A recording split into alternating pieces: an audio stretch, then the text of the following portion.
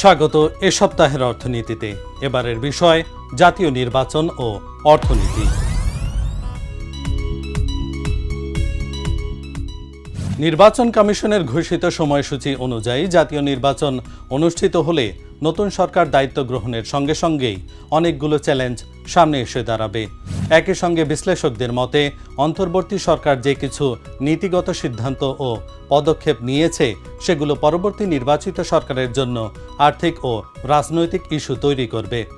নতুন সরকারকে নজর দিতে হবে উচ্চ মূল্যস্ফীতি নিয়ন্ত্রণ, উন্নয়ন ও পরিচালন ব্যয় মেটাতে রাজস্ব আদায় জোরদার করা, নতুন কর্মসংস্থান সৃষ্টির জন্য বিনিয়োগ বাড়ানো, খেলাপি ঋণে জর্জরিত ব্যাংকিং খাত পুনর্গঠন করা এবং বৈদেশিক সহায়তা সম্প্রসারণের দিকে।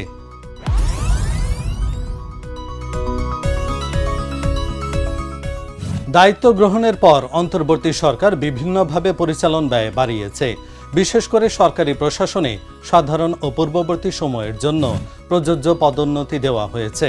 প্রশিক্ষণ ভাতা, কমিটির দায়িত্ব সংক্রান্ত ভাতা ও অন্যান্য সুবিধা বাড়ানো হয়েছে। পাশাপাশি একটি নতুন বেতন কমিশন গঠন করা হয়েছে, যা সরকারি কর্মচারীদের মধ্যে বেতন বৃদ্ধির প্রত্যাশা তৈরি করেছে। এই প্রত্যাশা পূরণের দায় এখন পরবর্তী সরকারের উপর পড়বে।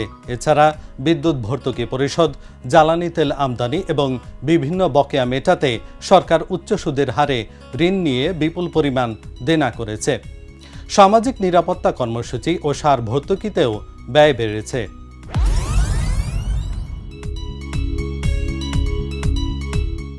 অন্তর্বর্তী সরকার বার্ষিক উন্নয়ন কর্মসূচি এডিপি খাতে ব্যয় কমিয়েছে, ফলে অভ্যন্তরীণ চাহিদা হ্রাস পেয়েছে। নির্বাচিত সরকারের জন্য এডিপি ব্যয় ত্বরান্বিত করাও একটি বড় চ্যালেঞ্জ হবে। রাজস্ব আদায়ে ধীরগতি কাটিয়ে ওঠাও হবে বড় বাধা।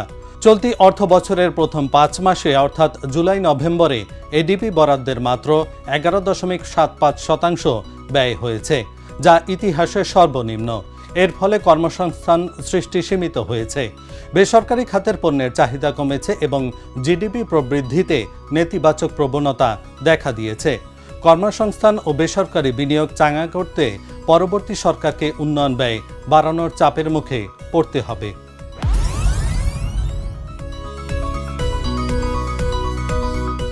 বর্তমান সরকার দায়িত্ব নেওয়ার পর থেকে কয়েকটি বড় শিল্প কারখানা বন্ধ হয়ে গেছে। বন্ধ হয়েছে শত শত ছোট বড় শিল্প ও বাণিজ্যিক প্রতিষ্ঠান। এদিকে নতুন বিনিয়োগও আসেনি, ফলে অনেক শ্রমিক চাকরি হারিয়েছেন এবং নতুন কর্মসংস্থানের সুযোগ সৃষ্টি হয়নি। এর ফলে বর্তমানে বাংলাদেশে বেকার মানুষের সংখ্যা অনেক বেশি এবং তাদের জন্য কর্মসংস্থান সৃষ্টি করা পরবর্তী সরকারের জন্য বড় চ্যালেঞ্জ হবে।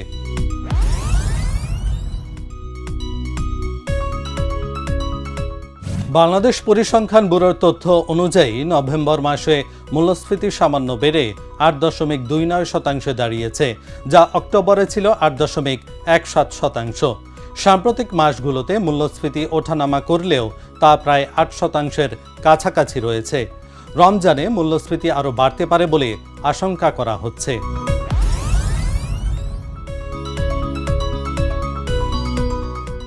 বর্তমান সরকার দায়িত্ব নেওয়ার পর কয়েক বছরের মধ্যে সর্বনিম্ন উন্নয়ন ব্যয় করেছে। 2024-25 অর্থ বছরে এডিপি বরাদ্দের মাত্র 67.85% ব্যয় হয়েছে, যা এক দশকের বেশি সময়ের মধ্যে সর্বনিম্ন। 2025-26 অর্থ বছরে এডিপি বরাদ্দ কমিয়ে 2,38,695 কোটি টাকা নির্ধারণ করা হয়েছে। এমনকি এই কম বরাদ্দ থেকেও ব্যয় প্রত্যাশিত মাত্রায় হয়নি। সরকারি ব্যয় বাড়লে মূল্যস্ফীতির চাপ বাড়তে পারে, ফলে মূল্যস্ফীতি নিয়ন্ত্রণও বড় চ্যালেঞ্জ হয়ে উঠবে।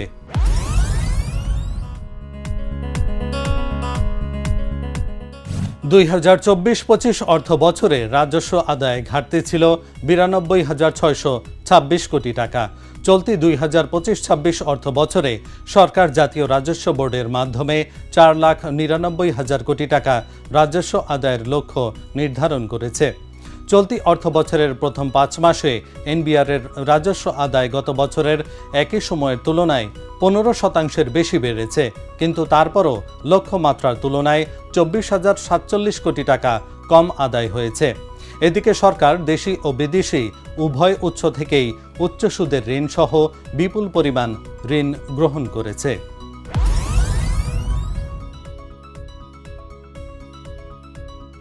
সরকার সরকারি কর্মচারীদের বেতন বাড়াতে একটি বেতন কমিশন গঠন করেছে। বর্তমান সরকার নতুন বেতন কাঠামো চালু করতে চাইলেও তা বাস্তবায়ন করতে পারেনি, ফলে এর দায় পরবর্তী সরকারের ওপর পড়েছে। সর্বশেষ বেতন কাঠামো 2015 সালে কার্যকর হয়েছিল, যখন বেতন 70 থেকে 100% পর্যন্ত বাড়ানো হয়েছিল। 10 বছর পর একই ধরনের বৃদ্ধি হলে সরকারি বেতন ব্যয় প্রায় 84,000 কোটি টাকা বাড়বে। পাশাপাশি পেনশন ব্যয়ও উল্লেখযোগ্যভাবে বৃদ্ধি পাবে। সরকারি খাতে বেতন বাড়লে বেসরকারি খাতেও বেতন বাড়ানোর চাপ তৈরি হবে, বিশেষ করে যেসব খাতে সরকার ন্যূনতম মজুরি নির্ধারণ করে। উভয় খাতে সামগ্রিক মজুরি বৃদ্ধি মূল্যস্ফীতির ওপর অতিরিক্ত চাপ সৃষ্টি করবে, যা পরবর্তী সরকারকে সামাল দিতে হবে। এখন এ পর্যন্তই। পরবর্তী এ সপ্তাহের অর্থনীতি দেখার আমন্ত্রণ জানিয়ে শেষ করছি। ধন্যবাদ।